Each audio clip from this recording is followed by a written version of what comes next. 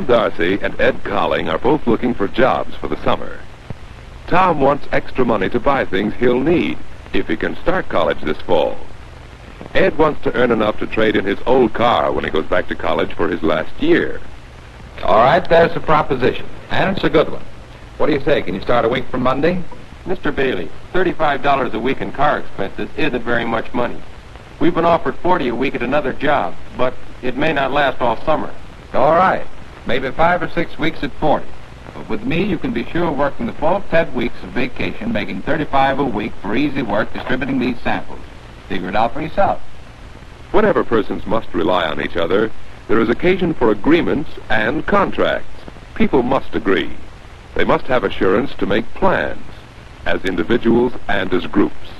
By the simple act of nodding their heads, accepting Mr. Bailey's proposal, Ed and Tom have made an oral contract, agreeing to distribute samples of a new breakfast food in exchange for $35 a week. For a contract is any agreement that is enforceable by law. To be enforceable, an agreement must contain the basic elements of a contract. The first of these elements is mutual assent, free intentional agreement by all parties to the same proposal. A second element is known as competent parties. The contracting parties must be legally responsible. Sane adults are generally considered to be legally competent. Mr. Bailey and Ed are in this class.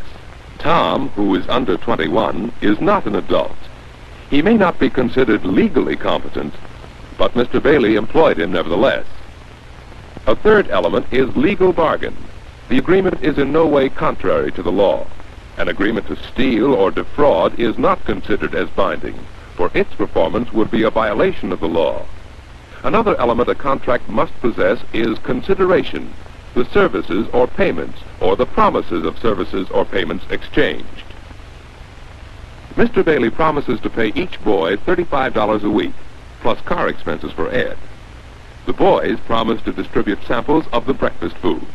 And so, this oral agreement includes mutual assent of competent parties concerning a legal bargain for consideration, and it seems to be a contract.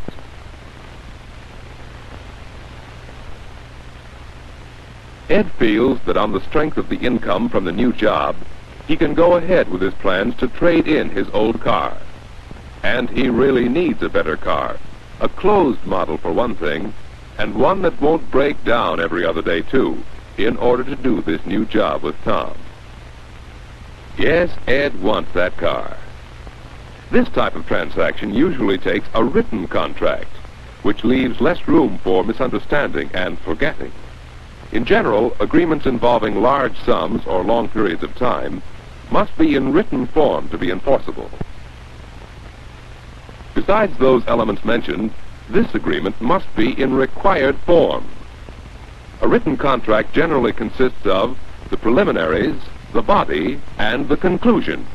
The preliminaries include the place, date, and names of the contracting parties. Ed wants to read carefully the second part, which includes the fine print that some people skim over as unimportant. The body of the contract is a statement of the undertakings of the parties and the consideration involved.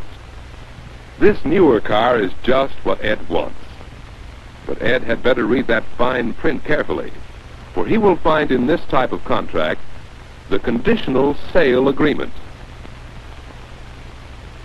Title shall not pass to buyer until the entire purchase price is paid. The third part of the contract is the conclusion, a statement of the date and the fact of signing, and the signatures of the principal and witnesses. Sometimes, for the enforcement of an agreement, witnessing is necessary. In any case, it is desirable. There is a completed contract in written form, and it contains all the basic elements of a legally enforceable agreement. A camera is one of the things Tom wants to take to college with him. He has found one that he can buy on the installment plan for $10 down and $5 a week for 10 weeks. Here also the purchase involves a conditional sale contract, similar to the one Ed signed when he bought the car.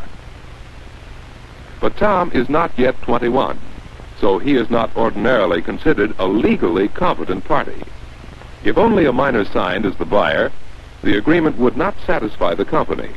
Tom, as a minor, could nullify the agreement if he so desired.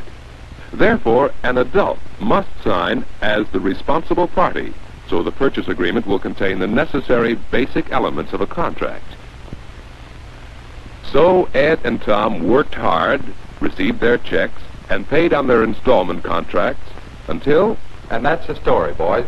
I'm sorry, but the Red Flash Delivery Service will distribute the rest of these samples much cheaper than it's been costing us to do it ourselves.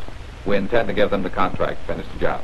But, Mr. Bailey, you promised us 10 weeks' work. That's why we took the job with you instead of the other one. We still have 4 weeks to go. It's too late in the summer to get another job now. I'm sorry, boys, but business is business. You know how these things are. I'd like to keep you on, but I can't afford to. It's unfortunate for Tom and Ed losing their jobs in the middle of the summer. Now, Ed can't afford to keep up the payments on the car. He wants more time and smaller payments. Unless he can arrange this, it will be costly for Ed. He knows that he made certain commitments or promises when he signed that contract. Upon default of a payment, the entire price at that time remaining due shall become due and payable. If Ed defaults on his payments, he fails to make good his promise. And remember, the contract also states, in the event of default, the seller, without notice, may take possession of the property and retain all payments made as damages for use and depreciation, costs of retaking the car, storage, and resale. Ed may lose his old car, his new car, and all payments made when the installment comes due next week. And Tom's father will have to make the payments on that camera. Both boys feel that their carefully made plans have exploded, and all because they have been treated unfairly by Mr. Bailey.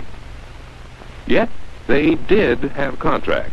6 weeks ago, Mr. Bailey made an oral contract with them, which supposedly guaranteed them 10 weeks' work. If Mr. Bailey doesn't carry out his part, Ed and Tom may default on their written contracts. Perhaps they ought to get advice. Ed thinks he'll call Mr. Hayes, the family lawyer. That's right, Mr. Hayes. We'll be there. Yes, sir. The ABC Advertising Company at 3 o'clock sharp. Thanks, Mr. Hayes. He says to meet him at Mr. Bailey's office.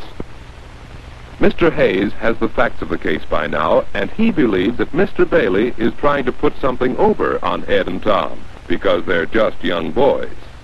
But Ed is 21 and considered an adult, and although Tom is a minor and may be able to avoid the agreement, any adult making a contract with a minor is still held responsible if the minor should desire it.